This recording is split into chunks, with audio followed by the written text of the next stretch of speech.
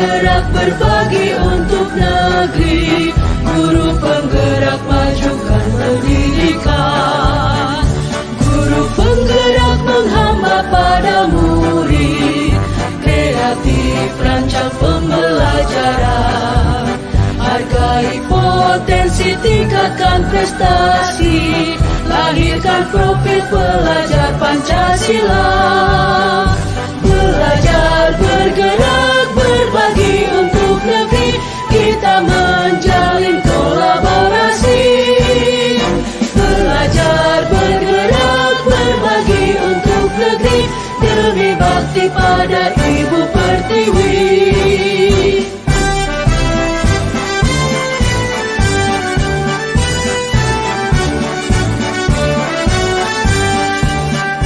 Bulatkan tekad, kuatkan hati, negeri ini memanggilmu kawan. Belajar, bergerak, berbagi untuk negeri, guru penggerak majukan pendidikan.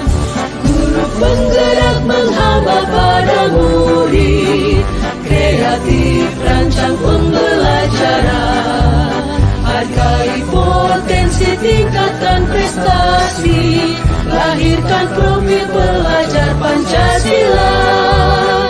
Belajar, bergerak, berbagi untuk negeri, kita menjalin kolaborasi.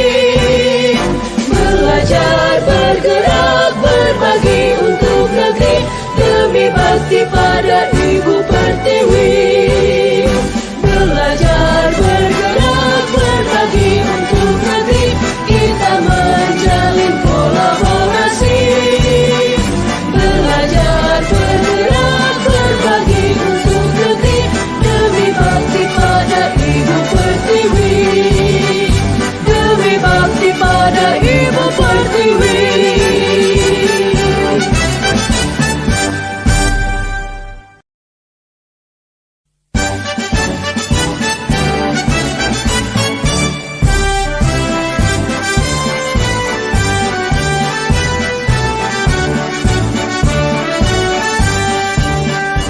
Bulatkan tekad, kuatkan hati, negeri ini memanggilmu kawan. Belajar, bergerak, berbagi untuk negeri, guru penggerak majukan pendidikan. Guru penggerak menghamba pada murid, kreatif rancang pembelajaran. Hargai potensi, tingkatkan prestasi, lahirkan profil pelajar Pancasila. Belajar, bergerak, berbagi untuk negeri, kita menjalin kolaborasi. Belajar, bergerak, berbagi untuk negeri, demi bakti pada Ibu Pertiwi.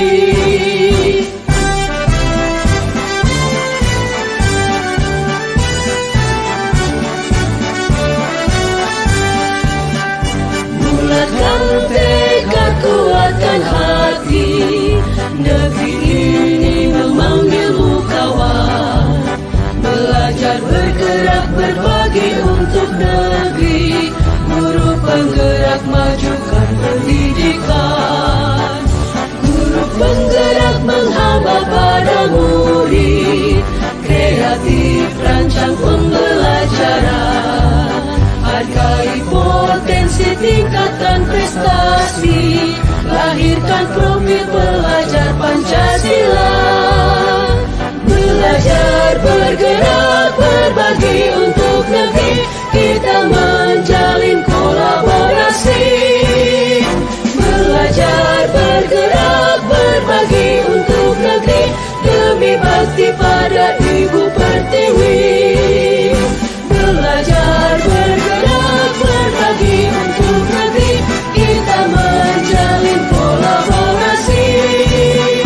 Belajar, bergerak, berbagi untuk negeri, demi bakti pada Ibu Pertiwi. Demi bakti pada Ibu Pertiwi.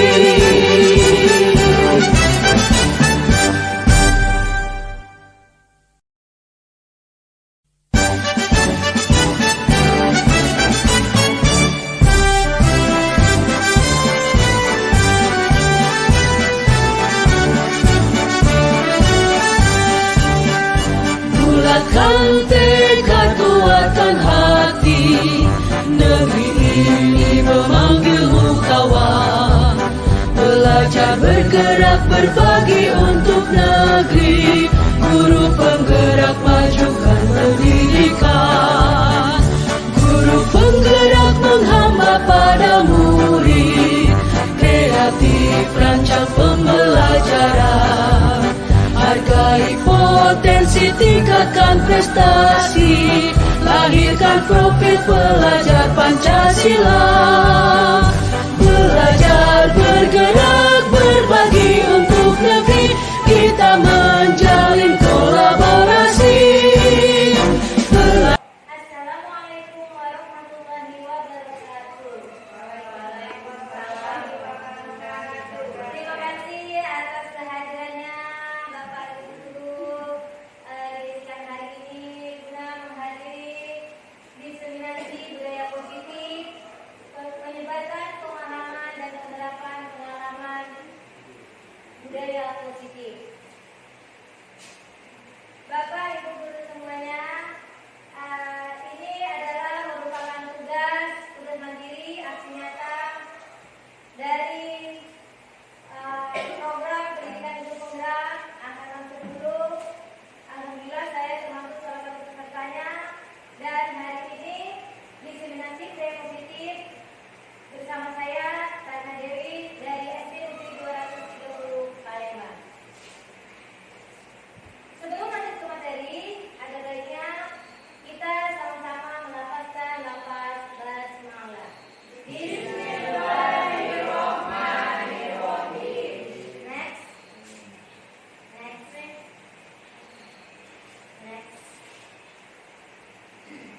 Konsep inti budaya positif.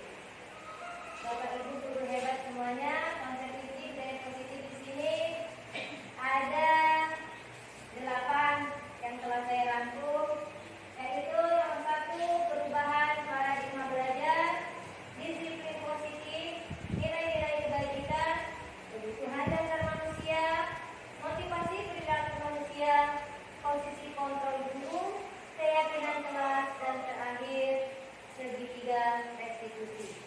Nah, sebelum kita lanjut ke materi, saya ingin bertanya dulu, apa yang ada di benak Bapak Ibu Guru semua ketika mendengar kata disiplin? Sebelah sini dulu ya.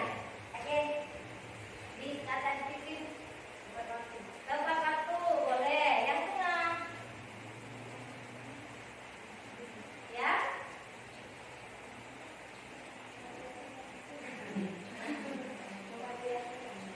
Sebagian sini boleh. Nah, Bapak Ibu Guru semuanya, next, Miss. Bapak Ibu Guru semuanya, jadi disiplin positif itu adalah budaya yang telah tertanam di dalam diri kita berdasarkan nilai dan motivasi intrinsik di dalam peserta didik dan juga kepada kita, ya. Jadi berdasarkan motivasi intrinsik. Nah, konsep inti yang pertama, konsep inti dari budaya positif yang pertama adalah pembelajaran dengan paradigma baru. Seperti yang telah kita jalani bersama di SD Negeri 230 Kota Palembang ini, kelas 1 dan kelas 4 sudah menerapkan kurikulum merdeka. Nah, kurikulum merdeka itu adalah salah satu dari pembelajaran dengan paradigma baru. Nah, kalau kita waktu masih sekolah masih menggunakan paradigma lama, yaitu kebanyakan ceramah, metode dengan ceramah. Tapi sekarang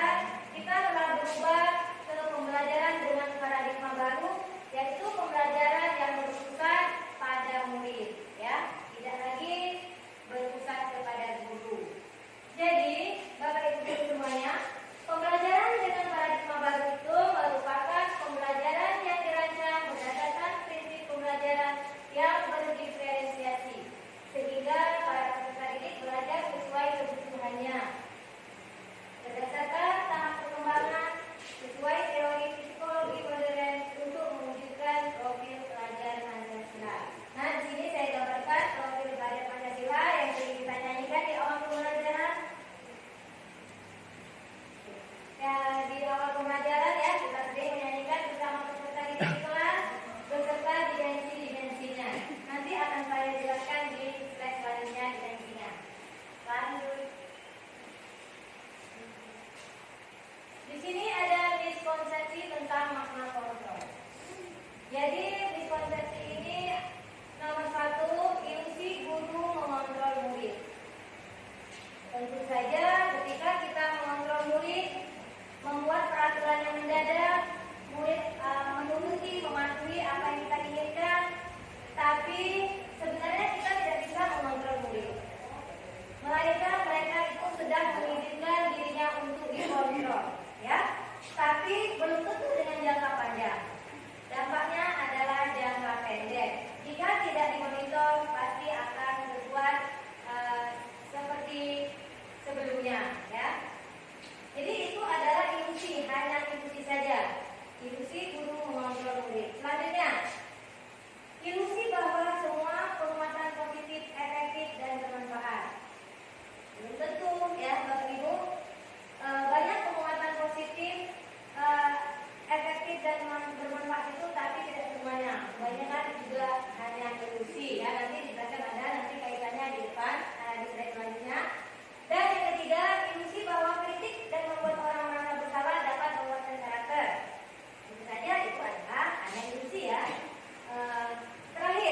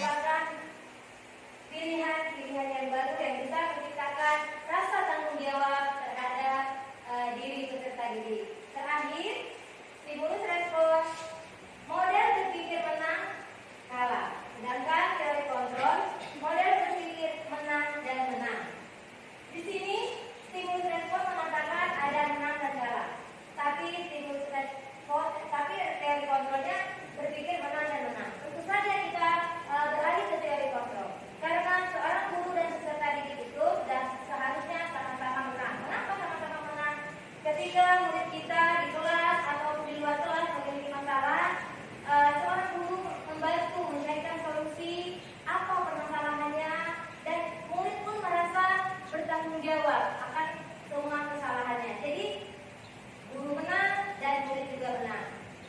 Selanjutnya, disiplin positif. Tadi di awal sudah saya tanyakan apa disiplin positif menurut yang terbesit di benak kalian ya. Jadi semuanya.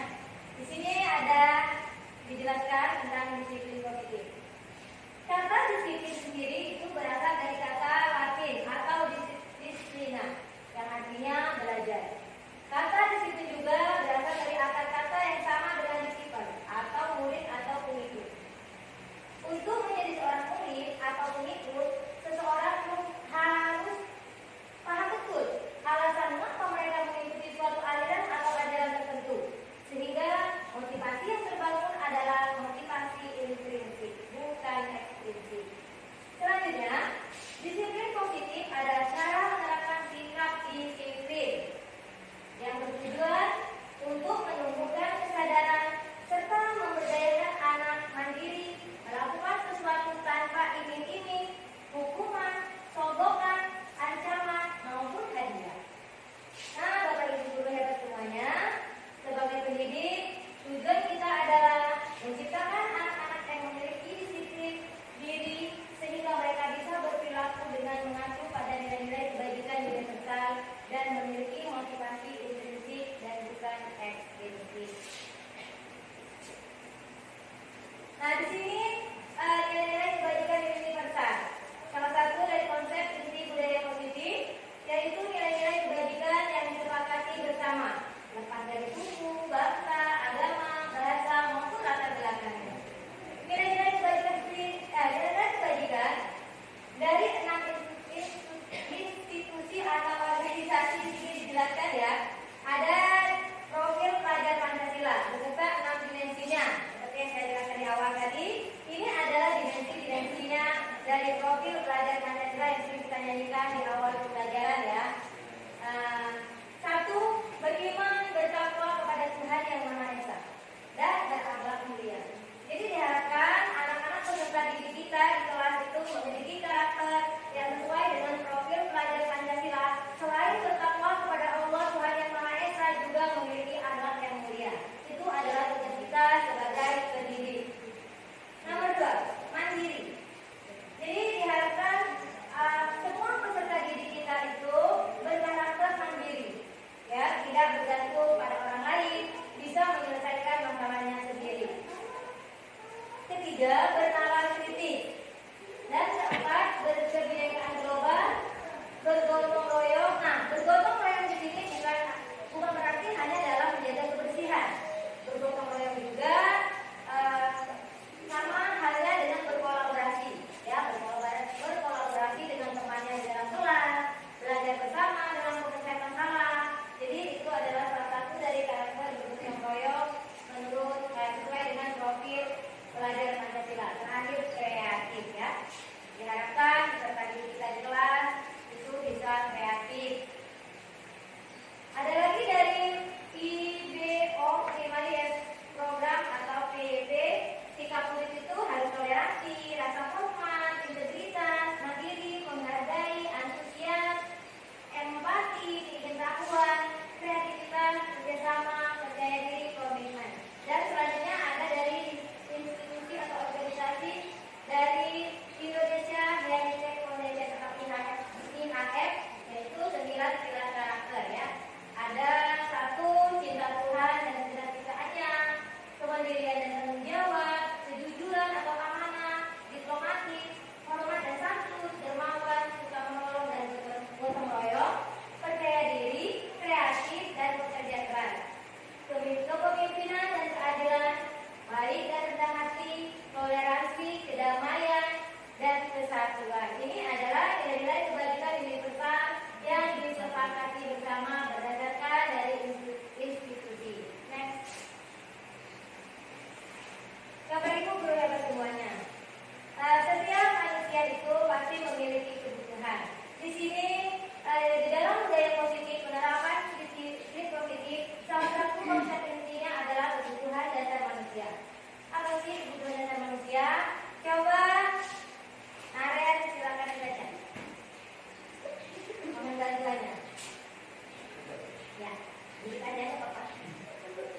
Baik, kebutuhan dasar manusia yaitu kebutuhan manusia adalah segala sesuatu yang dibutuhkan oleh manusia untuk mempertahankan keseimbangan kondisi fisiologis, biologis, dan psikologis yang bertujuan untuk mempertahankan kehidupan dan kesehatan. Baik, terima kasih. Ya, terima kasih Pak Aren. Jadi kebutuhan dasar manusia itu adalah segala sesuatu yang dibutuhkan oleh manusia, baik secara fisiologis, biologis, dan psikologis, bertujuan untuk mempertahankan kehidupan dan kesehatan. Next. Nah, ini adalah 5 kebutuhan dasar manusia menurut Dr. William Glasser dalam bukunya Choose Theory. 1. Bertahan hidup, survival. Tentu saja kita membutuhkan untuk bertahan hidup, makan, minum, dan lain-lain ya. Yang kedua, kasih sayang dan rasa diterima. Nah, ini berkenaan dengan peserta didik kita. Seumpama ada peserta didik yang merasa pendiam, pemalu, menjauhkan diri dari teman-teman, belum tentu mereka itu mengalami misalnya sakit, demam, atau lagi males-malesan. Nah, itu adalah salah satu mereka itu membutuhkan kasih sayang dan rasa diterima oleh teman-temannya. Mungkin karena bukan bestinya, jadi menarik diri dari pergaulan ya. Jadi kita sebagai pendidik harus memberikan rasa kasih sayang dan rasa diterima kepada semua murid kita. Selanjutnya kebebasan, kesenangan, dan penguasaan power. Next. Next. Bapak Ibu guru hebat semuanya, masih semangat ya. Coba kalau saya tanya, mana semangatmu? Kamu jawab ya, ini semangatku gitu ya. Oke. Mana semangatmu? Ini semangatku. Oke, terima kasih. Selanjutnya ya, motivasi perilaku manusia menurut Ian Dawson. Ada 3 di sini. Jadi ada 3 motivasi. 1. Untuk menghindari ketidaknyamanan atau hukuman. Nomor 2, untuk mendapatkan imbalan atau penghargaan dari orang lain, untuk menjadi orang yang mereka inginkan dan menghargai diri sendiri dengan nilai-nilai yang mereka percaya. Tentu saja kita sebagai pendidik menerapkan motivasi yang ketiga untuk semua peserta didik kita. Untuk menjadi orang yang mereka inginkan, menghargai diri sendiri dan nilai-nilai yang telah mereka percaya atau mereka yakini. Itu kira-kira kebajikan yang dipertahu tadi. Oke, selanjutnya.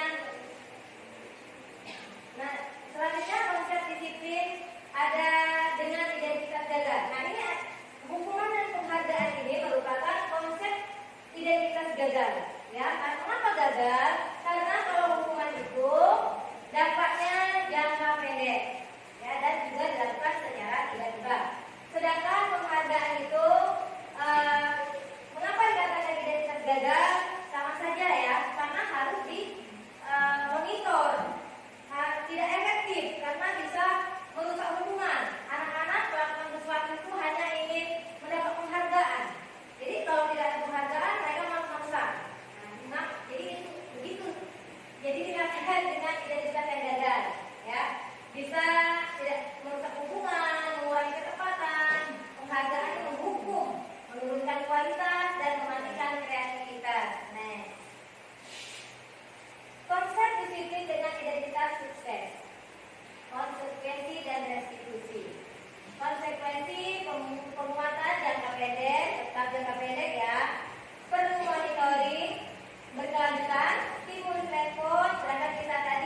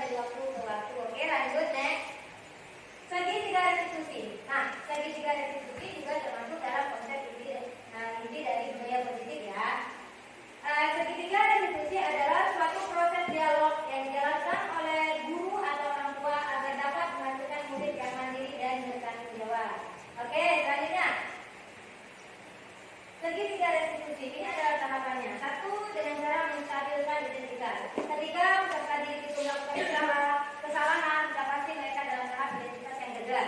Kita sebagai pendidik harus bisa menstabilkan identitas yang telah terjadi ya, dengan cara bertanya, berkomunikasi dengan kalimat setiap orang pasti pernah melakukan kesalahan. Jadi kita berkomunikasi dengan murid yang sedang mengalami identitas gagal atau berbuat salah itu, bertanya, berbicara dengan murid, mengatakan setiap orang pasti pernah melakukan kesalahan. Terus ada lagi, kamu bukan satu-satunya yang pernah melakukan ini. Nomor dua, setelah kita stabilkan identitas yang gagal tadi, lalu kita validasi. Jadi kita validasi tindakan yang salah itu dengan mengucapkan, berkomunikasi dengan kalimat, kamu tentunya punya alasan kenapa melakukan itu. Jadi kita tanyakan alasan ya. Terus adakah cara yang lebih efektif untuk mendapatkan apa yang kamu butuhkan. Jadi ini adalah validasi tindakan yang salah tadi. Terakhir, menanyakan keyakinan. Jadi yang ketiga ini, tahapan yang ketiga adalah komunikasi dengan peserta didik, menanyakan keyakinan. Keyakinan tentang apa yang telah kita sepakati ya. Terus kamu ingin menjadi orang seperti apa? Jadi ini adalah rangkaian dari tahapan segitiga restitusi. Selanjutnya, nah, ada langkah ya, langkah berdasarkan teori kontrol. Kita sudah beralih dari stimulus respon ke teori kontrol. Di sini apa prinsip teori kontrolnya? Nomor satu tadi menstabilkan identitas. Menurut prinsip teori kontrolnya, kita semua akan melakukan hal yang terbaik yang bisa kita lakukan. Nomor dua, validasi tindakan salah itu prinsip teori kontrolnya adalah semua perilaku memiliki alasan. Seperti yang saya jelaskan di awal, jangankan perilaku yang buruk, jangankan perilaku yang baik, yang buruk pun memiliki alasan, ya. Dan yang terakhir, menanyakan keyakinan. Kita semua memiliki motivasi internal, ya, bukan eksternal. Lanjut. Oke, saya harus menampilkan berbagi dulu ya video segitiga restitusi, tapi hanya 2 menit. Oke.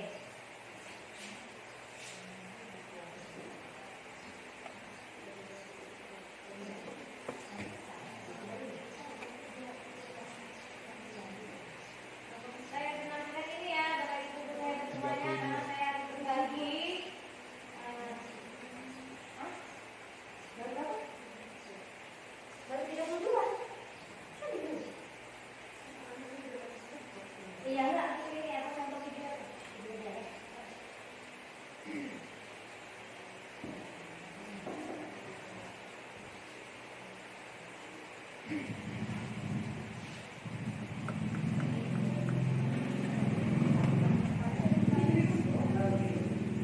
Hah? Video itu?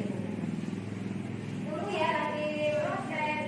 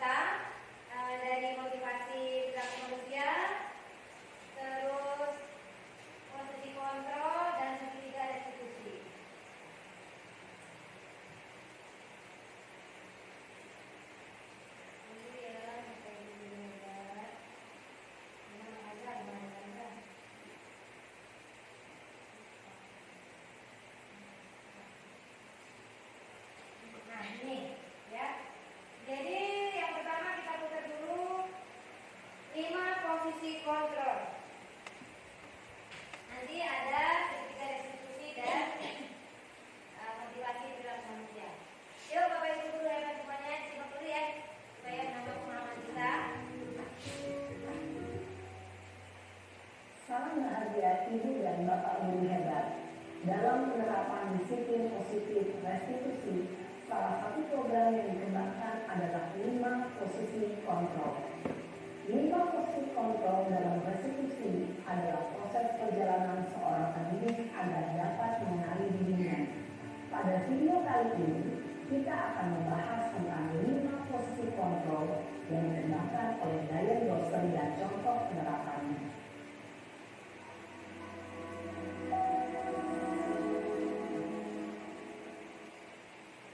5 posisi kontrol itu adalah 1. Posisi penghukum, 2. Posisi pembuat merasa bersalah, 3. Posisi teman, 4. Posisi pemantau atau monitor, dan 5. Posisi manajer. Untuk lebih memahami kelima posisi tersebut, mari kita saksikan kasus Naren yang terlambat hadir 20 menit di sekolah dan melihat bagaimana kelima posisi kontrol dalam menghadapi masalah tersebut.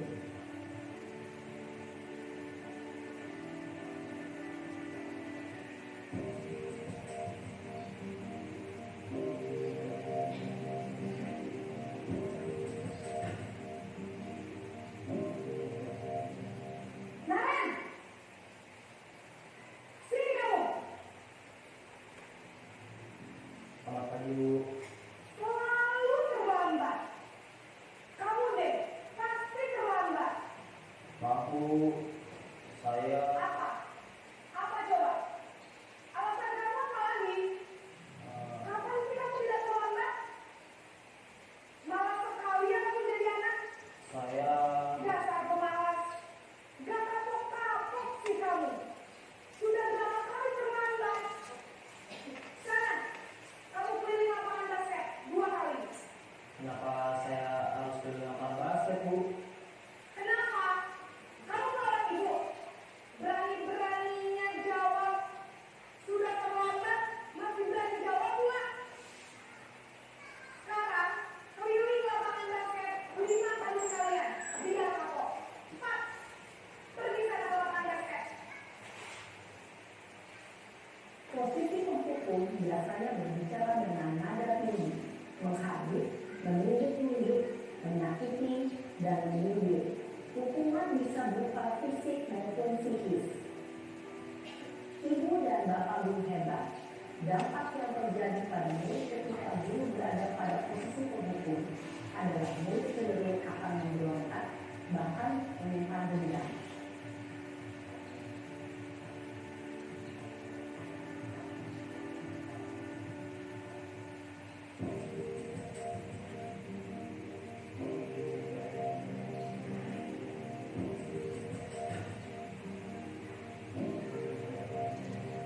Naren,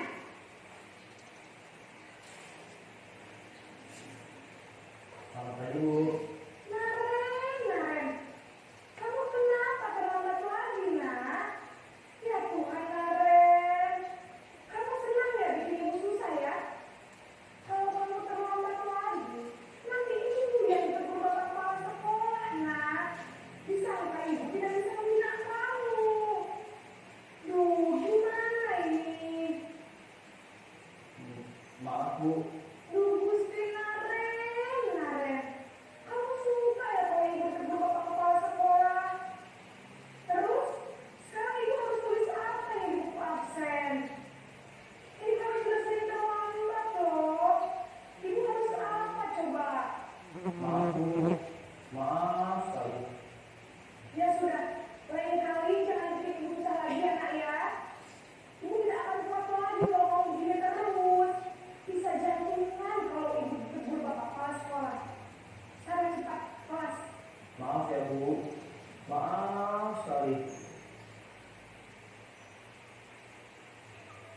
Posisi pembuat rasa bersalah berbicara dengan nada tenang, cenderung lembut. Namun kata-kata yang diutarakan membuat murid merasa menjadi orang yang gagal, memandang buruk dirinya sendiri, merasa tidak berharga, dan tidak sanggup membahagiakan orang lain. Ketika guru mengambil posisi pembuat rasa bersalah, murid akan menganggap dirinya yang bersalah dan ia akan menyimpan emosi tersebut di dalam dirinya.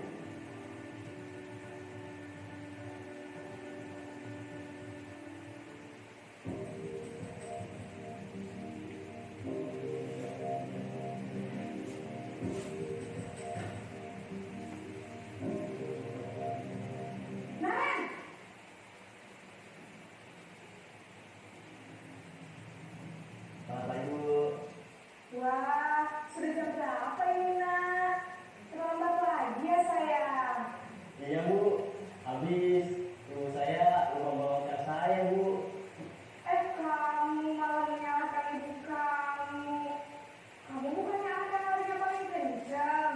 Kok terlambat sih? Iya Bu, saya memang terlambat bangun tadi. Jadi biarpun saya lari kencang, tetap gak kencang Bu.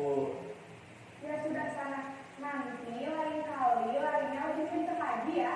Biar gak terlambat lagi. Bikin seneng ibu. Demi ibu. Bisa kan? Bisa Bu. Ya sudah sana masuk kelas. Ibu beresin urusan absen kamu. Kamu ini ada-ada saja. Dalam posisi teman, guru berbicara dengan nada suara ramah, akrab, cenderung bersenda gurau untuk menjaga suasana tetap santai. Murid akan merasa senang, aman, dan akrab dengan guru. Identitas yang tercipta adalah identitas sukses atau berhasil. Namun, perlu diingat, karena ini masih dorongan eksternal, maka ada faktor ketergantungan dari murid kepada orang tertentu.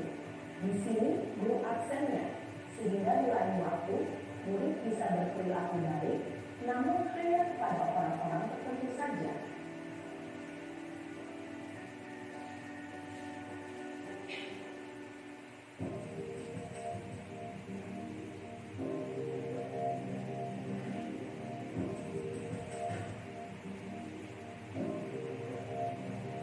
Naren!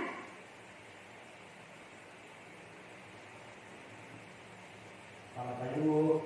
Naren, apa peraturan sekolah kita tentang jam berapa kita harus masuk sekolah, nak? Kita harus di sekolah jam 7 Bu. Iya betul, sekarang sudah jam 7.20. Naren sudah tahu konsekuensinya jika terlambat hadir. Paham Bu, saya harus tinggal kelas pas jam istirahat selama 20 menit. Iya benar, konsekuensinya demikian. Jadi nanti jam 9.30 pas istirahat, kamu harus tinggal di kelas, kerjakan tugas tambahan untuk ketertinggalan kamu, ya? Baik, Bu. Posisi pemantau mengandalkan penghitungan atau data untuk mengontrol murid. Guru mengarahkan murid berdasarkan peraturan dan konsekuensi. Seorang pemantau menunjukkan bahasa tubuh dan ekspresi wajah yang datar dan cenderung formal.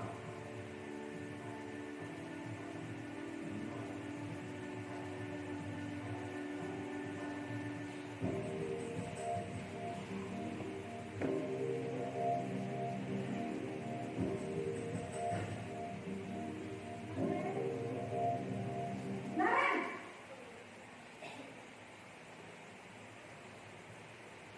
Selamat pagi Bu. Selamat pagi, Naren.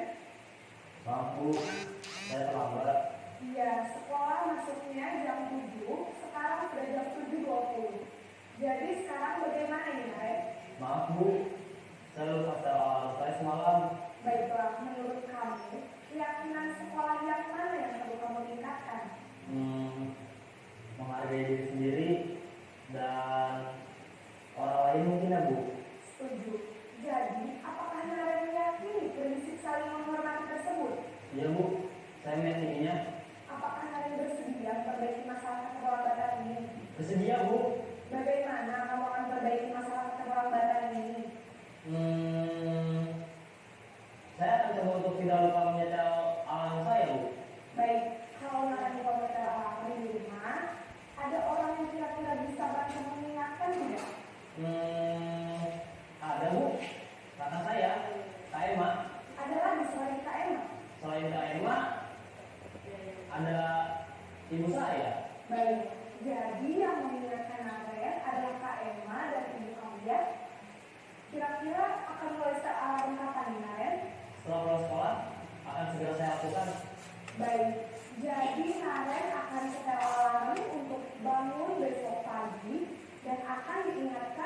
kakak dan ibu dan Naren ya. Ada lagi yang mungkin perlu dilakukan, Naren, agar tidak terlambat bangun lagi. Tidak ada, Bu. Baik, Naren. Terima kasih untuk kerjasama kamu. Sekarang kamu perlu kembali ke kelas untuk belajar. Baik, Bu. Terima kasih. Posisi manajer adalah posisi kontrol yang disarankan untuk membimbing murid memiliki sikap disiplin yang positif, yaitu murid yang mandiri, bertanggung jawab, dan dapat memecahkan masalah. Tujuan dari posisi ini adalah agar murid dapat berefleksi atas tindakannya.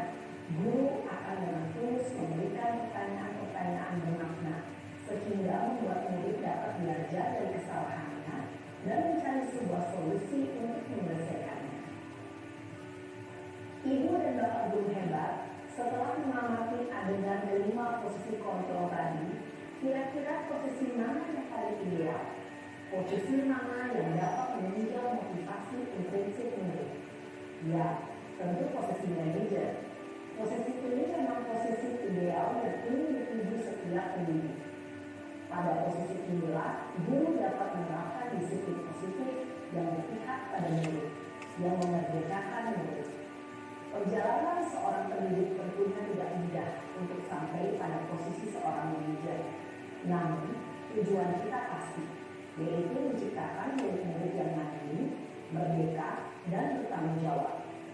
Semoga penggambaran 5 posisi kontrol yang telah diperlihatkan ini dapat menjadi ajang refleksi bagi kita semua, agar dapat terus mengasah dan menerapkan disiplin positif yang memerdekakan murid. Mari terus berlatih dan bersemangat. Selamat menerapkan. Salam dan bahagia, Ibu